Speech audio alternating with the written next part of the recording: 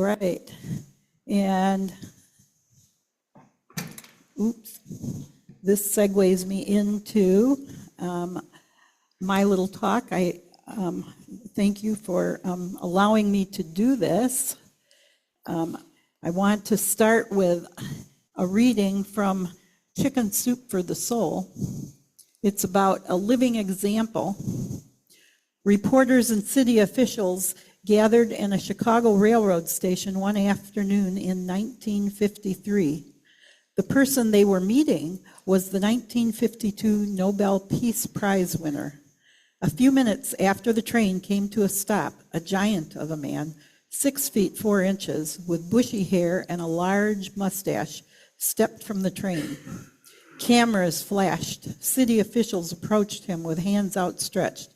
Various people began telling him how honored they were to meet him. The man politely thanked them, and then, looking over their heads, asked if he could be excused for a moment. He quickly walked through the crowd until he reached the side of an elderly black woman who was struggling with 2 large suitcases. He picked up the bags and, with a smile, escorted her to a bus. After helping her aboard, he wished her a safe journey. As he was returning to the greeting party, he apologized. Sorry to have kept you waiting. The man was Dr. Albert Schweitzer, the famous missionary doctor and who had spent his life helping the poor in Africa. In response to Schweitzer's action, one member of the reception committee said, with great admiration to the reporter standing next to him, "That's the first time I ever saw a sermon walking." So what I like about that is when we walk for CROP, we are like a sermon walking. We are telling people how important it is that we help others. So the CROP Walk started just a little over 50 years ago, actually, and it started with farmers sharing their crops with people. When they had too much, they didn't want it to go to waste, so they started finding places to share it. 75% of the money that we raise for CROP goes globally, and 25% stays locally.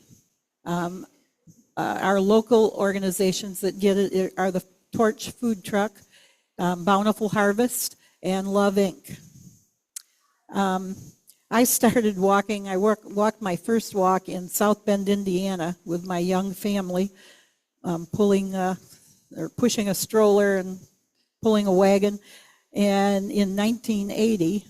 And then we moved to Stevensville, Michigan, which is right by St. Joe, Benton Harbor. I don't know if anybody's familiar with St. Joe and Benton Harbor, but St. Joe is a very nice city on one side of the river, and Benton Harbor was the town on the other side of the river that people left because of the redlining and the things that were going on. That walk actually walked across the bridge and ended in Benton Harbor, and it was a 10K, not just a 5K. So I was pulling, actually my husband made his first trip to Japan for business that same weekend. So I was pulling a wagon with 2 little ones, and my daughter was walking. She was in 1st grade, and her friend came with us. And finally, the police car was behind us. The walk was so far ahead of us. And he finally asked, "Would you like a ride to the end of the walk?" One of my favorite memories, but we did do it. And the interesting thing is, having my children participate in that all those years, when my youngest son, Charlie, the one who was always being pulled in the wagon, got his first job in Chicago, and I called him to ask if he would sponsor me for the CROP Walk, and he said, "Well, sure, Mom." He said, I always pick a charity each month to give money to. And I was so amazed that that lesson of all those walks and all we do really make a difference. And Charlie still donates every year. Adam, my middle son, spent 21 years in the military. He was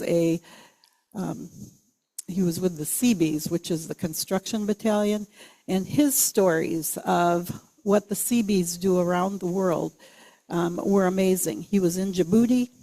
When he was in Djibouti was when Ethiopia was having those terrible floods, and our soldiers went in and built these huge tents with putting in electricity and doing what they need to keep people safe, because with the floods, there were a lot of alligators in the water. He sent pictures of people that were up in trees and couldn't get down because the alligators were circling them. So our military has done some amazing things. He was in Afghanistan, and he shared stories of the difficulties, but the beauty of what our Navy has done in the past. I worry about what's happening with our military now, when they're being turned against us instead of being out there helping the world. So, a few hunger facts. 9 million people die each year from hunger-related causes. 3.1 million of those are children under the age of 5 years old. A child dies every 10 seconds. So by the time I am done with this little talk, 114 children around the world will have died. 10% of the world population is undernourished. This amount of rice, this is 2 ounces of rice, is the amount of rice that 1.5 billion people in our world have to eat daily. That is their daily nutrition. 1.5 billion people. It's a staggering number. When you think of 1 billion seconds is 31 years. 1 billion inches is a round trip from Denver to Hong Kong. So in the United States, tragedy happens. A school bus crashes and 28 children die. We mourn for a long time, over and over again. We make changes. However, 28 people in the world die from hunger every minute. I've had the privilege of a friend of mine, Matt Nims, has worked for USAID. And maybe 6 or 7 years ago, I went to Washington, D.C., and he took me to USAID to share with all the wonderful things that USAID has done around the world. He was very proud of it. He introduced me to all the people that were working there, and one of the things he showed me was these hunger biscuits. It's a vitamin-packed biscuit that costs us less than 30 cents to produce. They send them around the world to different locations so that they can get them out when there's a need somewhere quickly. However, I don't know if you heard this in the news, but in Dubai, there were 496 metric tons of those biscuits that became out of date, and our government said to get rid of them and destroy them. That's a lot of biscuits, and that's a lot of people that would have been helped by that. So Matt showed me around USAID, and he was very prideful. His family, when his children were young, they spent time in Jakarta working in the programs that we have that USAID had out around the world. Unfortunately, he saw what was going on with USAID, and he moved to the World Food Program run by the UN, which is where he works now. I talked to him last night, and he told me that in the next couple of weeks, they're going to be coming out with another famine around the world. Right now, there are 2 areas that are in famine, Gaza and Sudan.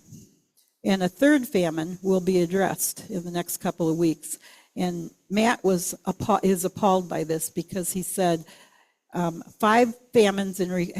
are only 5 famines in recorded history, which is the history of when we started keeping track of worldwide hunger. But none of those have been at the same time. It's been one area, and then people have helped, and it's moved on. So that's 5 famines in recorded history. Right now we have 2, and maybe a third one going on. And Church World Service is one of the few programs that's still standing up and dealing with what's going on around the world. So why are there famines? Global decline in government. We've seen that here in the United States. Conflicts around the world. Climate danger is a huge part, and economic instability.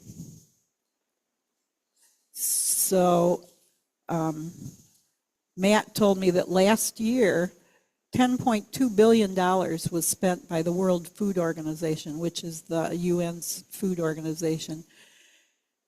This year, he said that was the second highest ever that has been spent on hunger and famines. This year, it's at $5.8 billion, which is much less than the $10.2 billion, but he said the need is even greater. So last year, the U.S. spent $4.5 billion on world hunger. This year, we're at $1.4 billion, and we're sitting on $5 billion that's just doing nothing, that they are not sending out. So, of course, UAID is frustrated, all the people that were laid off, and the World Food Organization is frustrated because our part of the world is not doing what they should.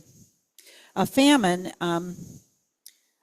what they consider a famine is when 20% of the households are facing an extreme food shortage, and 30% of children are acutely malnourished. So you can see that a famine makes a lot of difference. So just to share with some of the things that go on in, or that this is an impact report by Church World Service and what they do. So if you look at the map, every place in the world is touched by Church World Service. They have programs in it. So, for example,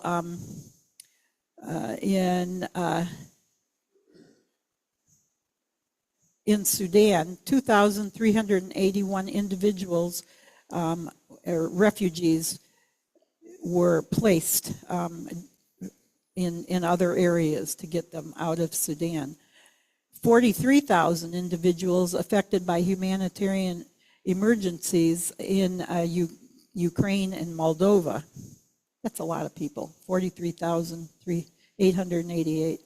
23,071 individuals have access to safe water and sanitation through Church World Service programs, including those in Asia who received flood-resistant household latrines, wells, or water filtration systems. So one of the big things that they do is they build sand dams and in the community so that they can get fresh water.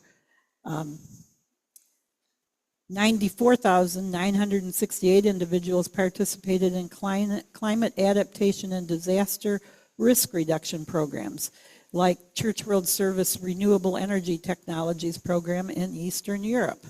So that solar energy is very important and making its way around the world.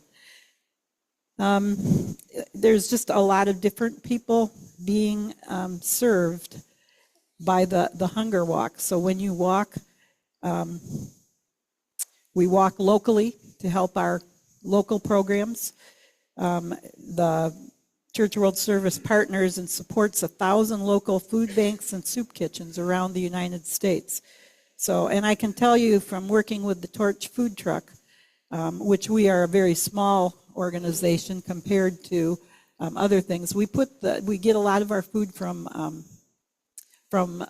Trader Joe's in Northville. We go over and pick up things that are right on the cusp of going bad. They probably won't be able to sell them, so they give them to us. Last year, they gave us $483,000 worth of food. That's what they were able to write off by donating it, and we gave it all out.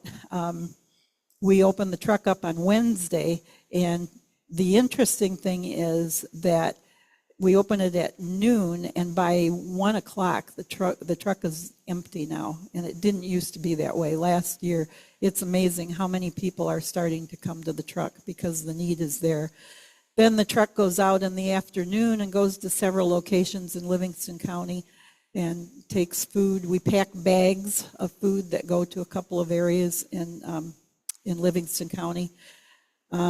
So that's one local organization that's making use of Church World Service money too.